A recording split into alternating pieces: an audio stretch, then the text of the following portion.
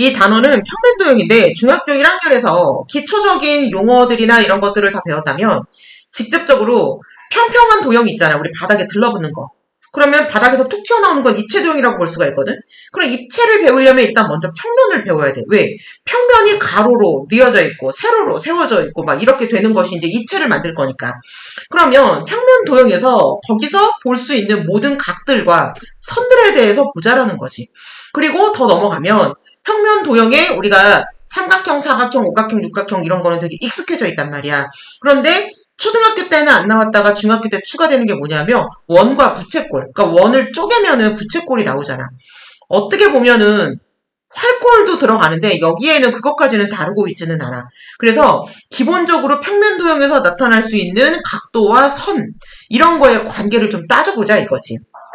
자, 그래서 평면 도형의 첫 번째는 다각형이 가지고 있는 성질을 좀 보고, 그러면 1번 다각형에서는 어떤 각이 있는지, 그 다음에 어떤 선이 있는지 보자는 얘기야. 삼각형은 내각, 그지? 외각. 외각은 여기 이렇게 180도가 되었을 때 바깥에 있는 거. 180에서 내각을 빼면 외각이 나오겠지? 원래 외각의 정의가 따로 있어. 그러니까 이런 식으로. 그 다음에 대각선은 없습니다. 그러면 사각형은 내각, 4개가 있겠지? 외각, 또 4개가 있지. 그지? 얘도 이렇게 180도가 되었을 때 180에서 내각을 뺀 나머지 요 부분이 외각이 되겠지. 요런 게 4개가 있습니다. 그러면 대각이 마주보는 것, 요거. 이렇게. 그래서 대각을 연결한 선을 우리는 대각선이라고 볼 수가 있는데 이 대각선이 사각형부터 나타난단 말이야. 그러면 사각형은 대각선이 2개 나타나고 오각형은요? 그럼 오각형은 대각선이 더 많이 나타나. 4개인가요? 아니에요. 2개씩 늘어나는 그런 규칙이 아니에요. 그래서 대각선이 모두 몇 개지? 한 점에서는 몇 개를 그을 수 있지? 그런 내용들이 전부 다 나온다라는 얘기야.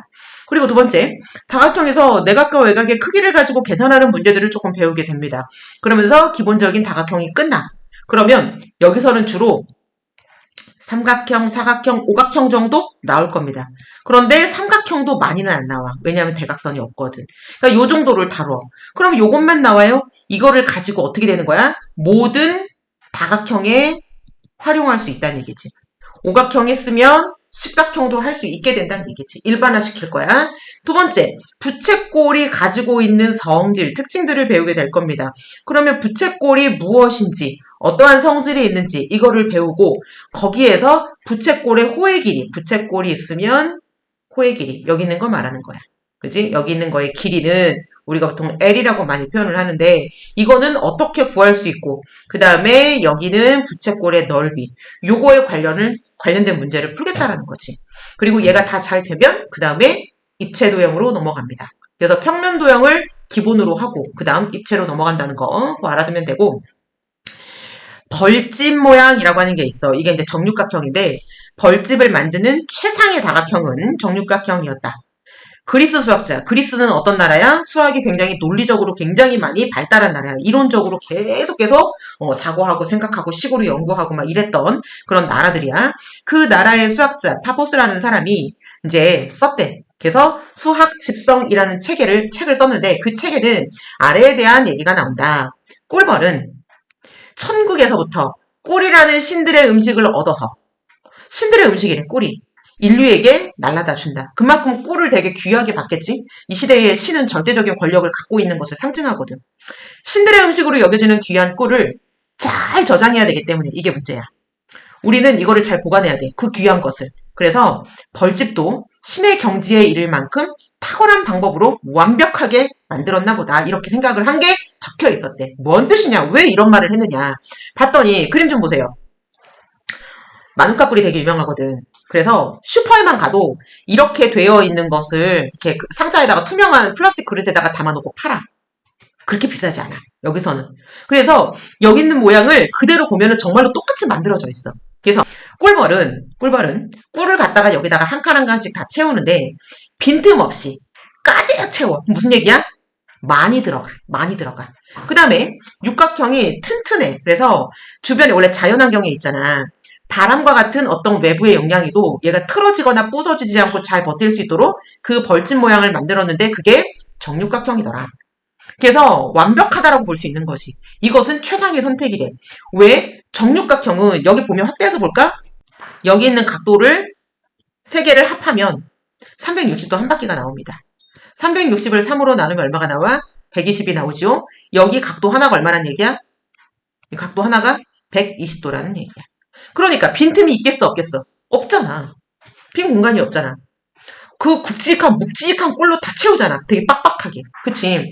빈 공간 없이 채울 수 있는 정다각형은 정삼각형이 만나면 꽉 채울 수 있고.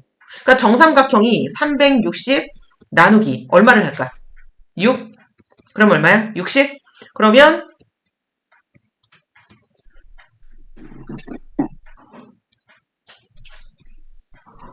얘가 정삼각형 맞아, 안 맞아?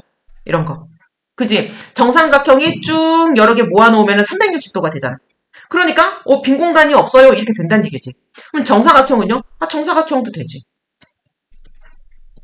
정사각형 4개가 모이면 90도가 4개면 빈틈이 없어요. 이런 거잖아. 이런데 선으로 딱딱 연결돼갖고 빈틈 없잖아. 이런데 빈 공간.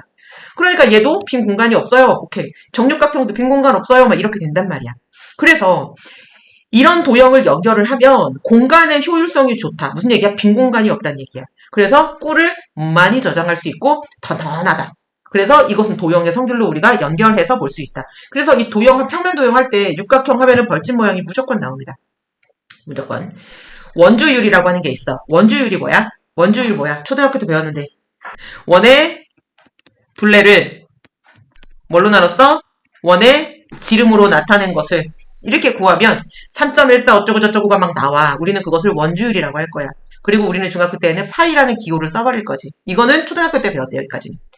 초등에서는 원둘레, 넓이 이거를 구할 때 3.14, 3.13 이런 식으로 계산을 해.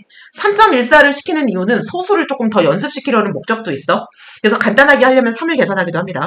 그런데 막 굉장히 복잡했는데 중학교에서는 이런 문자, 이거 그리스 문자입니다. 영어 알파벳 ABCD처럼 그리스 문자를 가지고 와서 얘를 수학 기호로 사용을 해버리는 거지. 그러니까 10 곱하기 3.14가 아니라 이건 초등학교식이라면 중학교에는 10파이 이렇게 쓰겠다라는 거야. 그래서 요거는 수월하게 계산을 한다. 원의 둘레가 정확하게 얼마인지 연구를 시작한 시기 아리키메데스라는 사람이 있었대. 굉장히 오래된 사람이야. 지금 2024년이다.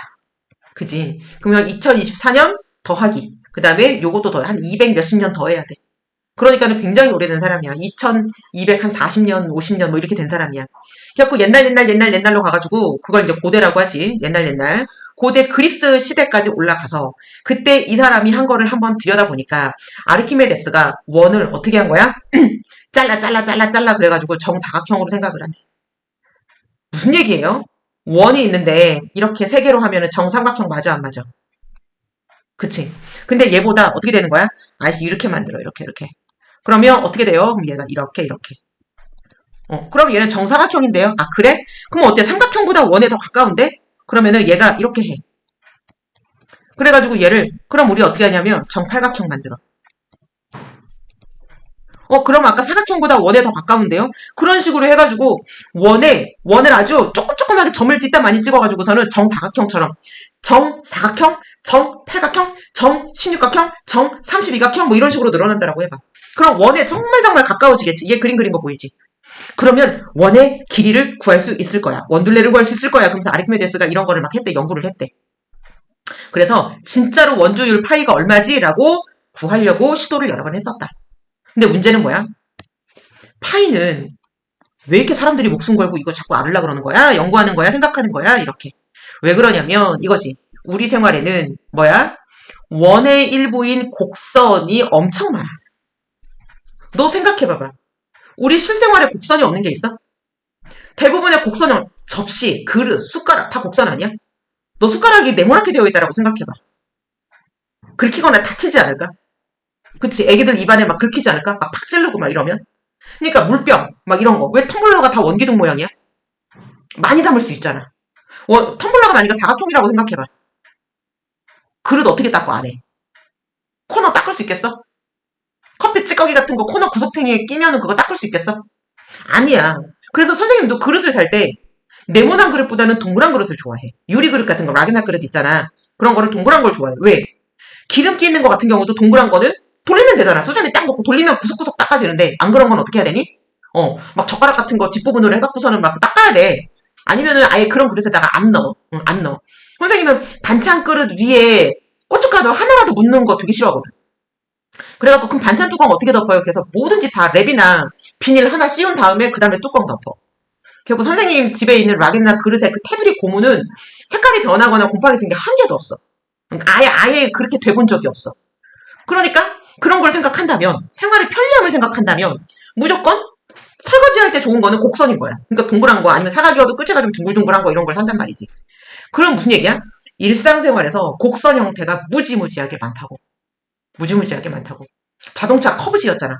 자동차가 커브가 매끈하게 나오면은 차가 되게 예뻐 보이고 고급스러워 보이고 여성스러워 보이고 막 딱딱하게 나오면은 남성스러워 보이고 막 이런 느낌을 주니까. 그래서 그거 계산하려면 전부 다 파이가 들어가. 곡선이 계산될 때 다 파이가 들어간다라고 생각을 하면 돼. 그래서 원주율이 그만큼 중요해. 그 다음에 그 원주율을 정확하게 알면 원주율과 관련된 엄청 많은 계산. 자동차의 라이트 부분을 되게 멋있게 막 곡선으로 만들었어. 예쁘게. 그랬는데 그것을 설계도를 그릴 때 계산을 잘해야 되는데 삐딱하게 되면은 안 맞아. 낄 때 안 들어가겠지. 무슨 말인지 이해가 되니? 그래서 우리가 생활 속에서 필요한 거에 원주율이 필요한 계산이 많은데 그럴 때 필요하고요. 인공위성이 몇 바퀴씩 어떻게 도는데 그 주기가 틀어지면 어떻게 되겠어? 난리 나겠지. 그 다음에 지진이 오고 있는 거, 지진계 같은 거를 연구를 하는데 파장이 어떻게 퍼져나가는지. 왜 우리 물결, 파도 이런 거 전부 다 곡선이잖아. 태풍이 어떻게 이동으로 가는지, 이동해서 가는지, 얼마의 속도로 얼마큼 휘어져서 가는지 다 곡선이잖아. 우리가 어쨌든 라인이라고 곡선이라는 것을 연구할 때에는 넓이라는 것을 계산을 할 때에는 무조건 원주율이 쓸 수밖에 없다. 이해되니? 자, 이 단원에서 무엇을 공부하나 봅시다. 이 단원에서는 다각형, 부채꼴에 대해서 중점적으로 다룬다. 그 이외 거는 어떻게 되는 거야? 여기서 말고 다른 과정, 중학교 2학년에서 다루도록 한다. 아니면 기본 내용을 가지고 활용을 한다. 무슨 말인지 이해가 됐지? 다각형의 내용은 초등에서 이미 많이 내용이 다루어져서 어렵지 않게 접근할 수 있다. 이거 무슨 얘기냐면 외웠어야지 어렵지 않게 접근해. 외우지 않고 어설프게 헷갈리게 했으면 더 헷갈려. 그래서 초등학교 때 배운 게 탄탄해야 중학교에서는 정확하게 쉽게 배운다. 더 체계적으로 배운다. 여기 뭐라고 나왔어? 정확한 숙지. 제대로 알아라 이거야. 똑바로 알아라. 대각선 개수 몇 개인지, 내각을 합하면 몇 도인지 이런 공식들을 먼저 일단 여기 뭐라 그랬어? 그림으로 그림이 제일 단순하잖아. 그림으로 어떻게 되는지 유도하는 과정, 증명 과정을 이해한 다음에 그 다음에 어떻게 하라 그랬어? 이해하고 외워 이렇게 되는 거야. 그래야 적용될 게 보여 이렇게 되는 거지. 모든 도형은 이해하고 외워야 그 다음 한 스텝을 나갈 수 있어. 무조건 이거를 잊어버리지 말고 하도록. 이해됐지?